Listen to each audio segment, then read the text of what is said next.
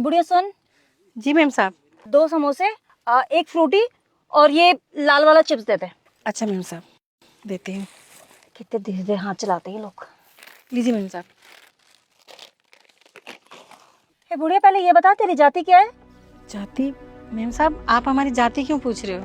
ए बुढ़िया मैं तेरी जाति इसलिए पूछ रही हूँ क्योंकि मुझे तेरी शक्ल अच्छी नहीं लगी। कैसी बात कर रही हो मैम साहब? वो क्या है ना, मेरी मम्मी को ना नीची जाति के लोग बिल्कुल भी नहीं पसंद है, क्योंकि हम लोग ऊंची जाति के हैं ना। बस इसीलिए जब भी मेरी मम्मी किसी से भी कुछ भी सामान लेती है ना तो उनकी जाति जरूर पूछती है। अरे बेटा इतनी इज्जत दे के बात क्यों कर रही है? ये आंटी वांटी क्यों बोल रही है इन्हें? देखो मैम साहब, अगर आपको हमसे कुछ लेना है तो लीजिए, वरना इस तरह से हमारी बेइज्जती मत कीजिए। देखा बेटा 2 मिनट मुंह क्या लगाया तूने? हमसे जुबान लड़ा रही है ये, इज्जत और सम्मान की बातें कर रही है। इन लोगों की ना कोई इज्जत नहीं होती है। तुम लोगों की ना औकात दिखाती हूँ, अभी रुक। अरे मैम साहब, मैम साहब क्या कर रहे हो आप? ये खाना क्यों फेंक दिया? कितना कर दिया। हम लोग मर भी रहे होंगे ना तो तुम्हारे हाथ का खाना क्या पानी तक नहीं पियेंगे, समझी? अब निकल यहाँ से।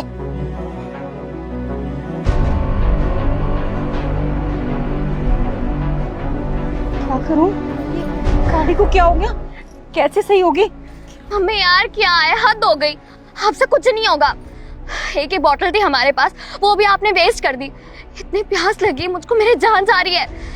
गला सूख रहा है मम्मी मेरा। और आपको पता है अगले 100 किलोमीटर तक ना कोई दुकान नहीं मिलेगी हमको। सारा रास्ता ऐसे ही सुनसान है और मेरी जान जा रही है यहाँ पे आज से।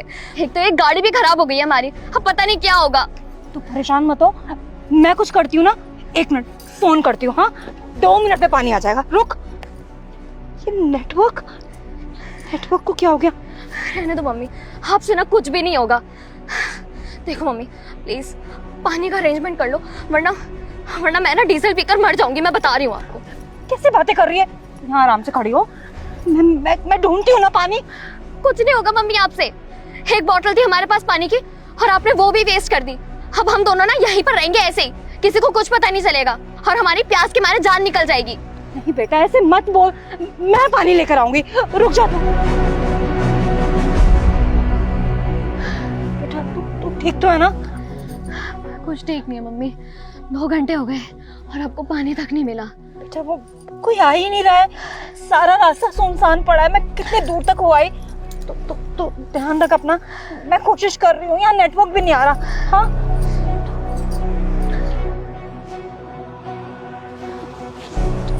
तू ठीक है ना?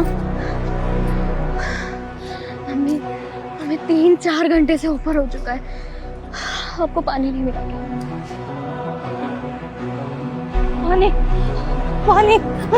पानी आ गया। रोको पानी दे दो हमें, पानी। अरे मैम साहब क्या हो गया? वो हमारी गाड़ी खराब हो गई ना तो हमें पानी चाहिए। मेरी बेटी की तबीयत बहुत खराब है, पानी दे दो। अरे पानी तो मैं दे दूंगी, पर आपने तो सुबह बोला था कि आप हमारे हाथ से ना पानी लेंगे ना कुछ खाएंगे। आंटी जी प्लीज हमें पानी दे दीजिए, हमारा गला सूख रहा है। हम 5-6 घंटे से परेशान हो रहे हैं, हमारी गाड़ी भी खराब हो चुकी है। पैसे लो और एक पानी की बोतल दे दो, मैं आपके हाथ जोड़ रही हूँ। ये क्या हो रहा है यहाँ पे? और आप लोगों ने ऐसे रोड जाम क्यों कर रखी है? आंटी आप? अरे बेटा आप कब आए शहर से? बस अभी आया हूँ गांव देखने के लिए, इसको दिखाने के लिए। अच्छा बेटा ये आपकी पत्नी है? हाँ ये मेरी पत्नी है, इसी को गांव दिखाने का आया हूँ कि हमारा गांव कितना सुंदर है। आपको कोई दिक्कत है क्या? मैं कुछ हेल्प कर दूँ आपकी? अरे बेटा वो बात ये है कि एक बार मेरी गाड़ी और मुझको छू क्या लिया, अब मुझे गंगा स्नान करना पड़ेगा। मेरे से गलती हो गई, मैं अपनी गलती मान रही हूँ। पानी दे दो। ये लीजिए।